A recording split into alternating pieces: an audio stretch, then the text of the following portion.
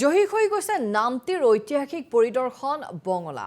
স্বাধীনতা আন্দোলনৰ সাক্ষী জাতিৰ পিতাৰ পদধূলি পৰা ঐতিহাসিক নামটি পৰিদৰ্শন বঙলা আজি ভূত বঙলাত পৰিণত হৈছে। 1921 চনত জাতিৰ পিতা মহাত্মা গান্ধীয়ে অসম ভ্ৰমণৰ সময়তেই এই বঙলাত কিছু সময় জিৰণি লৈছিল আৰু তাৰ পাছতেই ডক্টৰ ভূপেন হাজৰিকা, কলাগুৰু বিষ্ণুপ্ৰসাদ ৰাভা, খগেন বৰবৰুৱাকে আদি কৰি বহু মহান মনীষীৰ পদধূলি পৰিছিল এই বঙলাত।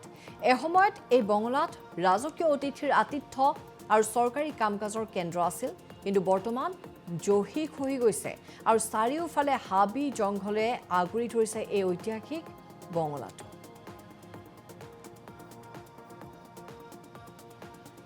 দুখৰ বিষয়, ঐতিহাসিক শিৱসাগৰ জিলাৰ নামটি অঞ্চলত এটা পৰিদৰ্শন ভৱন আছিল, য'ত জাতিৰ পিতা মহামানৱ মহাত্মা গান্ধীয়ে জিৰণি লৈছিল, লক্ষ্মীনাথ বেজবৰুৱাই জিৰণি লৈছিল বা বিভিন্নজন আমাৰ শিৱসাগৰলৈ আহিলে ইয়াতে জিৰণি লৈ গৈছিল। যিহেতু তাৰ কাষতে এটা ষ্টেচন আছে, নামটি ষ্টেচন। নামটি ষ্টেচনতে এই পৰিদৰ্শন ভৱনটো অৱস্থিত। গতিকে আজি এই পৰিদৰ্শন ভৱনটো আপুনি চাবলৈ গ'লে তালৈ যোৱাটো বাদেই দিয়ক, গৰু ছাগলী মানুহ যোৱাটো বাদেই দিয়ক, গৰু ছাগলীও যাব নোৱাৰে হাবি জংঘলৰ পৰা বা ধ্বংসৰ কৰাত। ইতিমধ্যে আমি বিভিন্ন সময়ত চৰকাৰক দাবী জনাই আহিছোঁ যে কংগ্ৰেছ চৰকাৰ আহিলে কংগ্ৰেছ চৰকাৰে দাবী জনালোঁ, বিজেপি চৰকাৰ আহিলে বিজেপি চৰকাৰে দাবী জনালোঁ, কিন্তু আজিলৈকে কিন্তু কোনো গুৰুত্ব প্ৰদান নকৰিলে। কিন্তু নৱনিৰ্বাচিত আমাৰ এখন চৰকাৰ আহিছে, ডক্টৰ হিমন্ত বিশ্ব শৰ্মা চৰকাৰ, যিখনে জাতি ভেটিৰ কথা কয়, যিখনে অসমীয়া সংস্কৃতিৰ কথা কয়, অসমীয়াক ৰক্ষণাবেক্ষণ দিয়াৰ কথা কয়। গতিকে আমি ডক্টৰ হিমন্ত বিশ্ব শৰ্মাক আহ্বান জনাব বিচাৰিছোঁ, অনতিপলমে আপুনি এই আইবিটো আমাৰ এই পৰিদৰ্শন ভৱনটো এবাৰ পৰিদৰ্শন কৰাৰ ব্যৱস্থা কৰক। এটা অতি দুখৰ বিষয়। জহিৰ হৈ গৈছে নামটিৰ ঐতিহাসিক পৰিদৰ্শন বঙলা। স্বাধীনতা আন্দোলনৰ সাক্ষী জাতিৰ পিতাৰ পদধূলি পৰা ঐতিহাসিক নামটি পৰিদৰ্শন বঙলা আজি ভূত বঙলাত পৰিণত হৈছে। 1921 চনত জাতিৰ পিতা মহাত্মা গান্ধীয়ে অসম ভ্ৰমণৰ সময়তেই এই বঙলাত কিছু সময় জিৰণি লৈছিল আৰু তাৰ পাছতেই ডক্টৰ ভূপেন হাজৰিকা, কলাগুৰু বিষ্ণুপ্ৰসাদ ৰাভা, খগেন বৰবৰুৱাকে আদি কৰি বহু মহান মনীষীৰ পদধূলি পৰিছিল এই বঙলাত।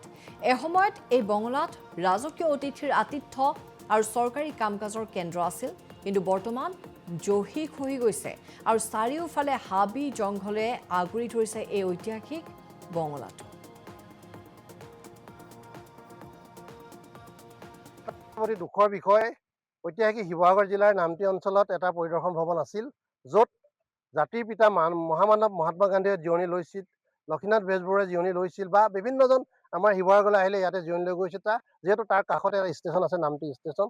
নামটি ষ্টেচনতে এই পৰিদৰ্শন ভৱনটো অৱস্থিত। গতিকে আজি এই পৰিদৰ্শন ভৱনটো আপুনি চাবলৈ গ'লে তালৈ যোৱাটো বাদেই দিয়ক, গৰু ছাগলী মানুহ যোৱাটো বাদেই দিয়ক, গৰু ছাগলীও যাব নোৱাৰে হাবি জংঘলৰ পৰা বা ধ্বংসৰ কৰাত।